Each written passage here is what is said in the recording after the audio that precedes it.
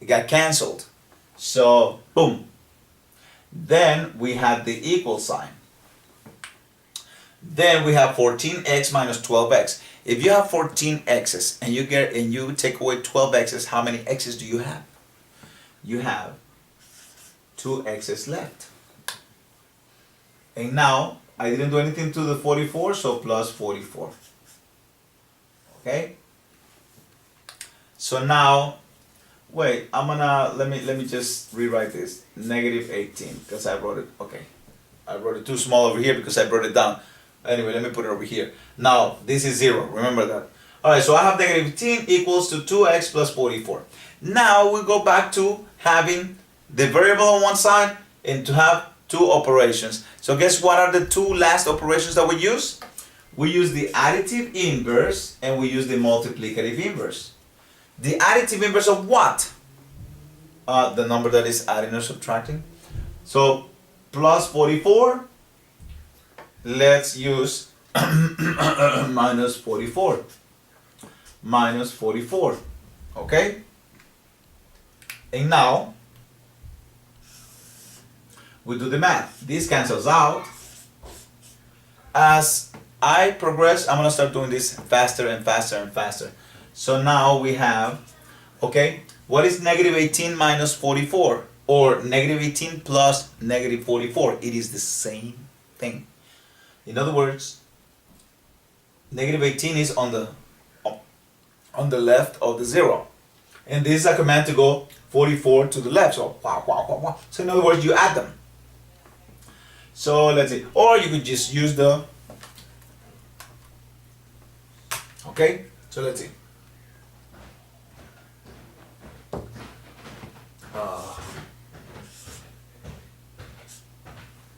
So negative 18 minus 44 is negative 62. And that was for the additive inverse, right? Now we're going to use the multiplicative inverse of something. Of something. What is that something? Whatever is multiplying the variable. So what is the multiplicative inverse of 2?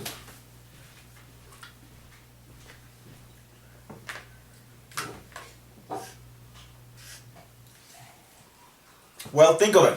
Every time you want to use the multiplicative inverse, turn the number into a fraction.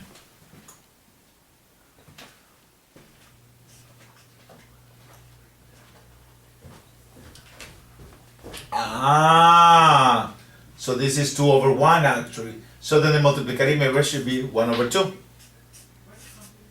I know what you're thinking. Becker, this is 2 times x equals negative 62. Why don't you just divide by 2 on both sides and that's it? Stop with that multiplicative inverse thing. I'm sorry, but that's the way we're going to have to do it. And I'm still going to remind you, that you could just divide by 2 on both sides, but Alright, so what's the idea behind the multiplicative inverse? The idea is that when a number is multiplied by its reciprocal, it divides, okay, or multiplies, and the answer is 1, the identity element of multiplication. So then now we have x equals, well, 62 divided by 62 times 1 is 62 divided by 2. What is 62 divided by 2? Well, that's 31. Now negative times positive is negative, so this is negative 31. See that? Cool, right? Alright then, let's do another one. Let's see.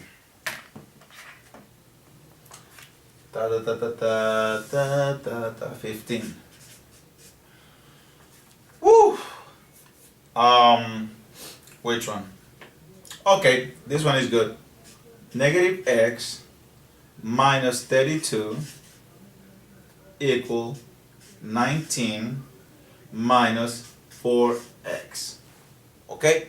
Let me see if I can make this a little lower now because we are going to okay, here we go. Yeah, I think that's good enough. Alright. So how am I going to solve this? How do I do this? Well, same concept. Think about it. Before you think about additive inverse and multiplicative inverse, which is the last two rules, think about like terms and variables on both sides. Do I have like terms on this side right here? Negative x and negative 32 are not like terms.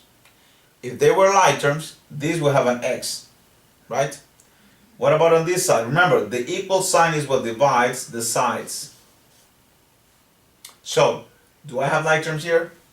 I don't see like terms. Okay. So, what about variables on both sides? Yes. So, how do I do this? Well, remember what I said. We have VBS, variables on both sides. What does that mean? That means that I need to get rid of one of them by adding the opposite, by using the additive inverse basically. And I said get rid of the lesser one usually. Which one is less? Negative 1x or negative 4x? Which one is smaller? Right, exactly. Negative 4x is smaller, so I'm going to use the additive inverse of negative 4x. And I just wrote 5, right? Yeah, okay. 4, 4, 4, 4. Oops. Alright, so plus 4x. What do I have? I have negative 1 plus 4 is 3. Bananas? No, x. Minus 32, okay, equals 19. And here, negative 4x, positive 4x, what happened to them? They became the identity element of addition, which is what? 0. Do not confuse the identity element of addition with the one of multiplication. Multiplication is 1, addition is 0, 0, 0, 0, 0. Okay, so now, we have, no, that's it. We got rid of the variables on both sides. Now all we have to do is additive inverse and then multiplicative inverse. So let's use the additive inverse. I'm going to start going faster. If you don't understand it, then you're going to have to go back to the other problems because I'm getting tired of talking. So additive inverse of what? Of negative 32.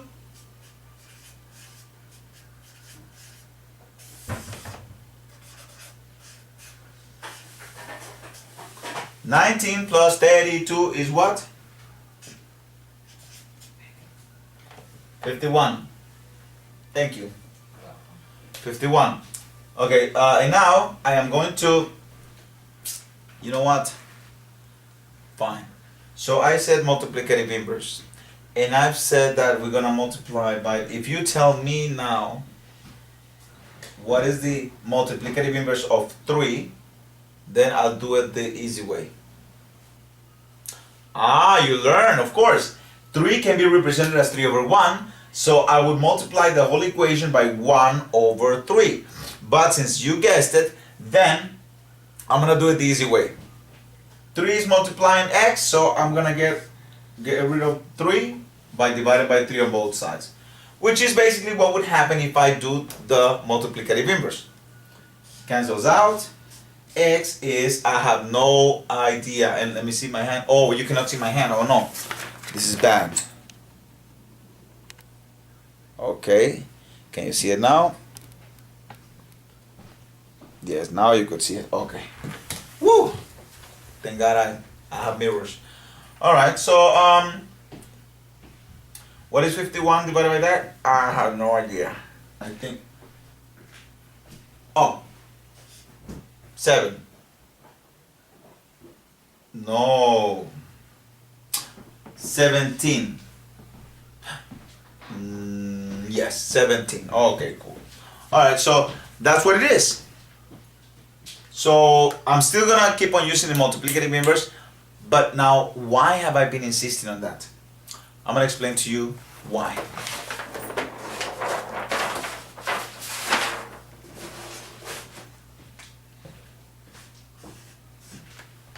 Okay.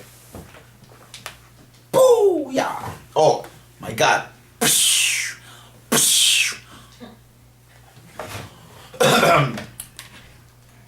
Let's see, do we have an easier equation here? Okay, somebody's getting wrecked over there. Okay. What was I gonna do? I forgot. Alright, yeah, I'm gonna do one the easy way, okay?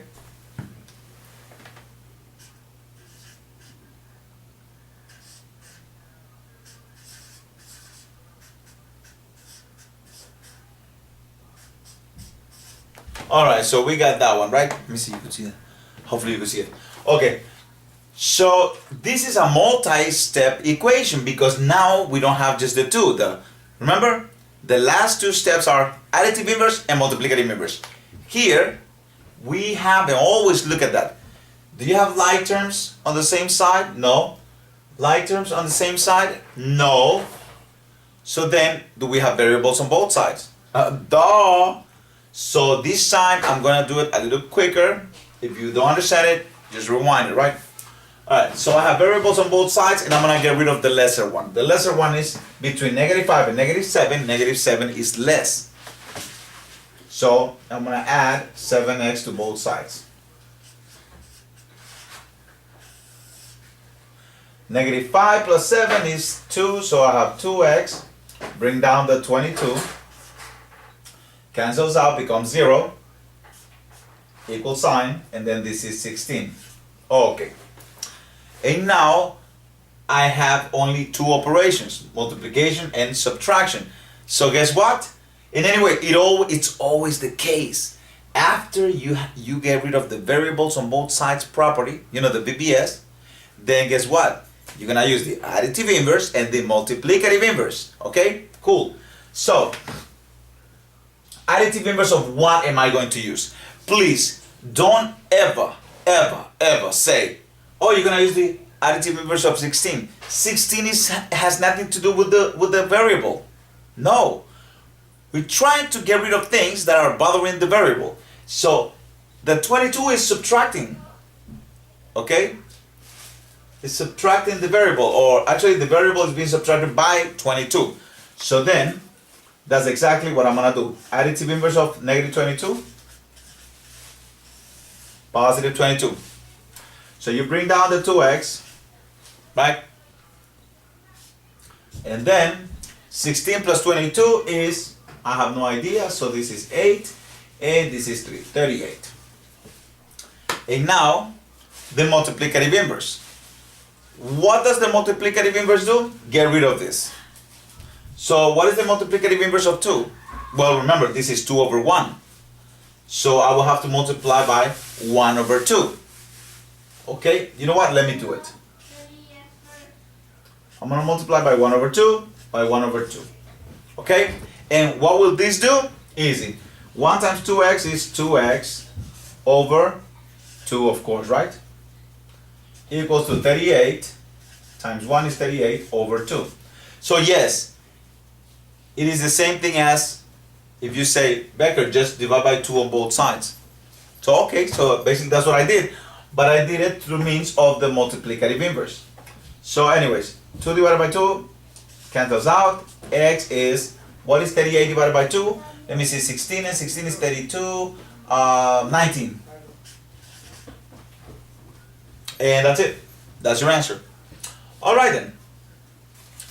So let's see now. Do we have two-step? Let's see. Simple binomials. Okay. Yes, I got that. I need more. Mix. Oh. It's getting real. It's getting real. It is getting real. All right, let's do one of this.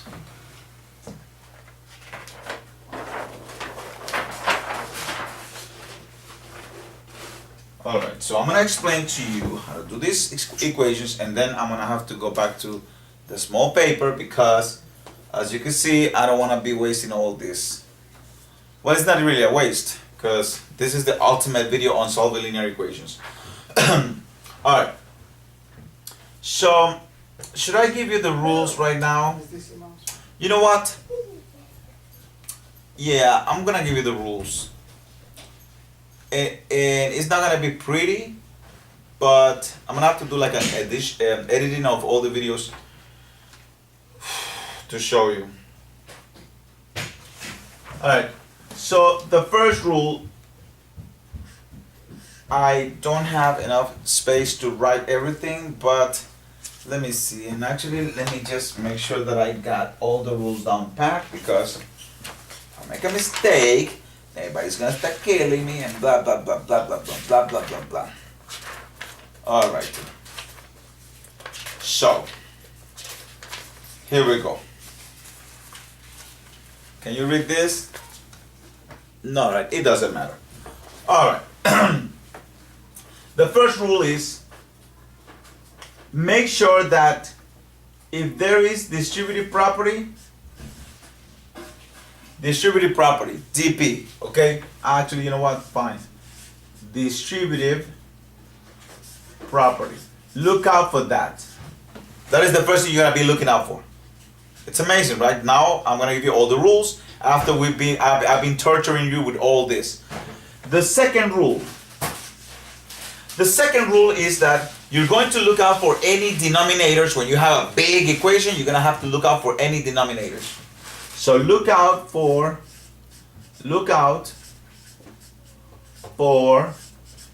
denominators.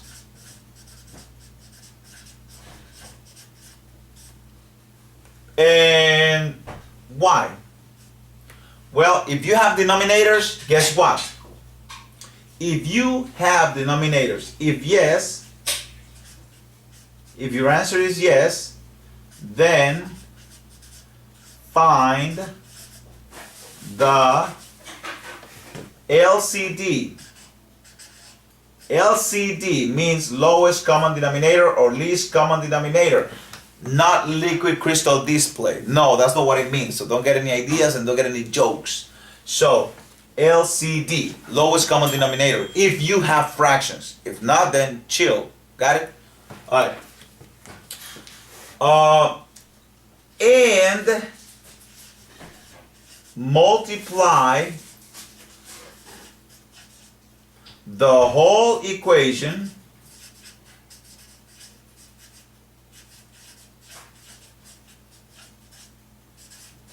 by the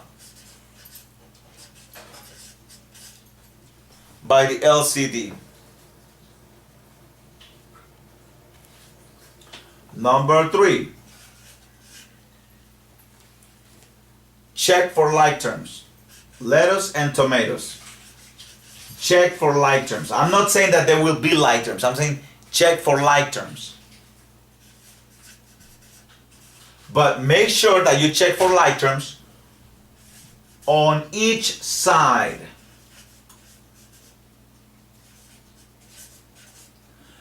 Don't be like, oh look, there is a 2x here, there is a 3x on the other side. No, that's not what I meant. I meant like check on each side, just like we've been practicing before. Check on each side. Are there like terms? If there are, then you combine them. If not, then relax. Because if you don't have like terms, that's why rule number 4 was created. Thank you. You're welcome. Do we have variables on both sides? If we have, then get rid of the lesser one. Okay. Get rid of the lesser one by addition or subtraction. Okay, you should be copying this down. It's not like I'm gonna be writing everything. Fifth rule. The fifth one is part of the last 2 rules. So use the additive inverse of the number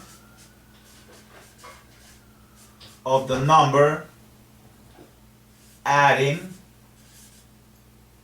or subtracting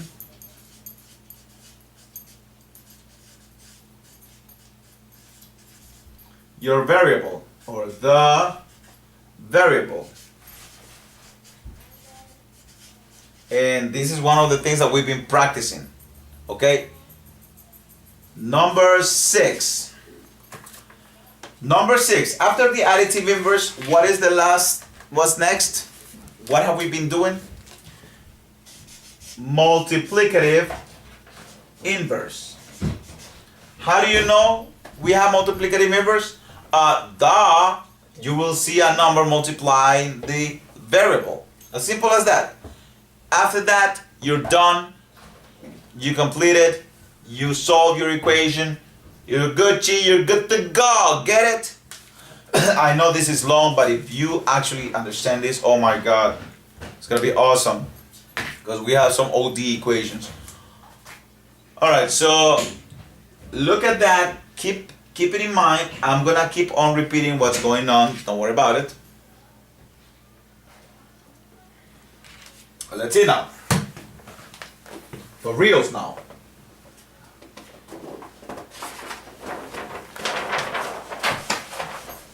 Okay.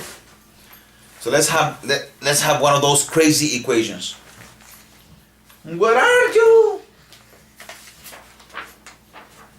Bah. Se me perdió el papel. ¿Qué es el papel?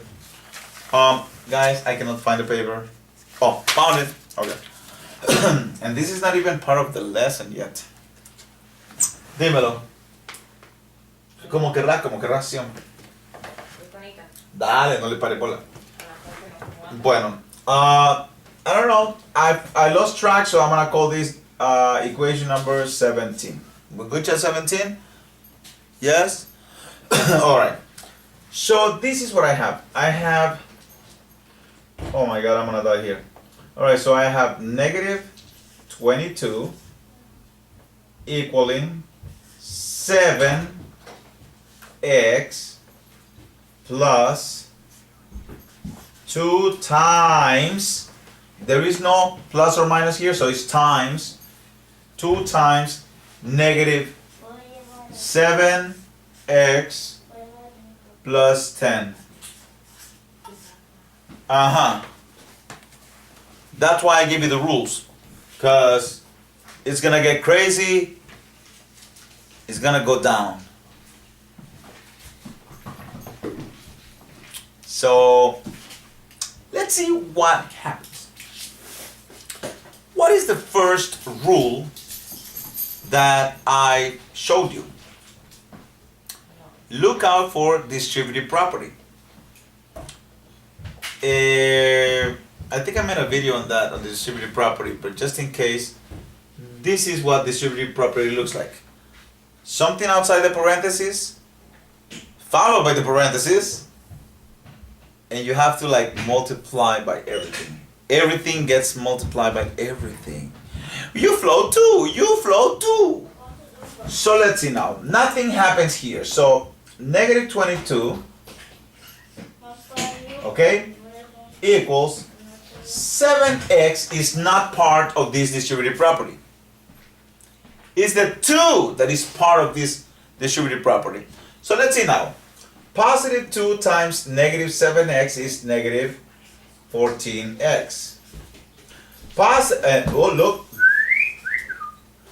Then positive 2 times 10 is positive 20.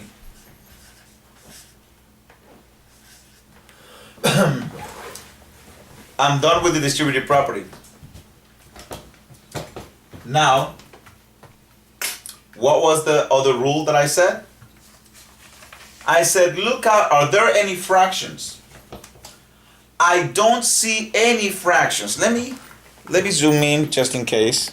Okay, so, all right, so let me zoom in.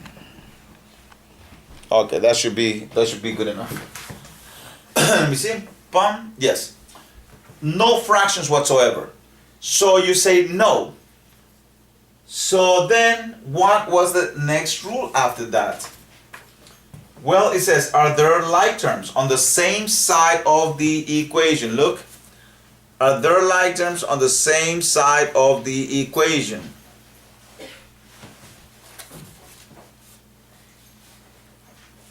No, not really. Yes, like terms on the same side. Look, same side. Okay, so let's combine them.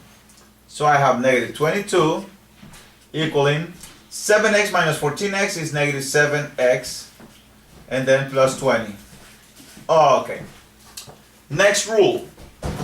What was it? Are there variables on both sides? This side, no, there's only variables on this side. Okay, cool then. So let's skip it. What's the next rule? The most famous two rules that you have. The additive inverse and the multiplicative inverse. So what is the additive inverse of what? On the side that the variable is, what is that number that is adding or subtracting? Right, it's the 20. So then I'm going to use the additive inverse of the 20, which is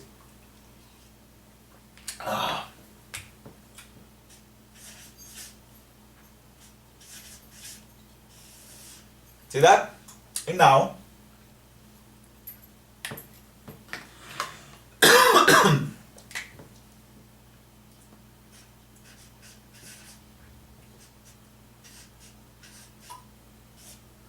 correct? And the last rule was what? The multiplicative inverse.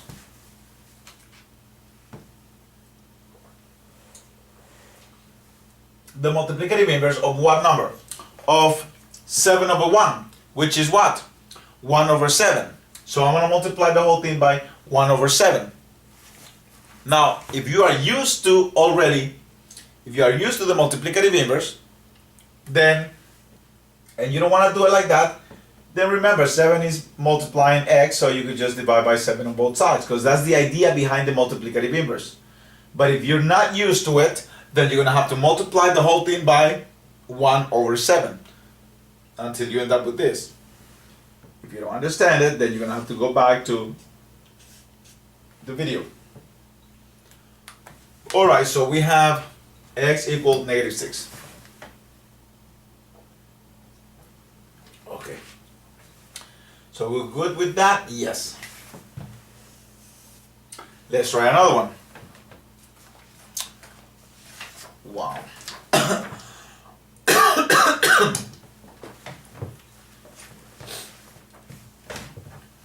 Okay, how do I do this?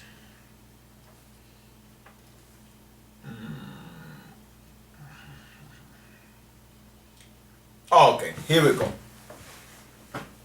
Number 18. Okay, we got that. Oh, okay, I'm sorry, I gotta zoom out.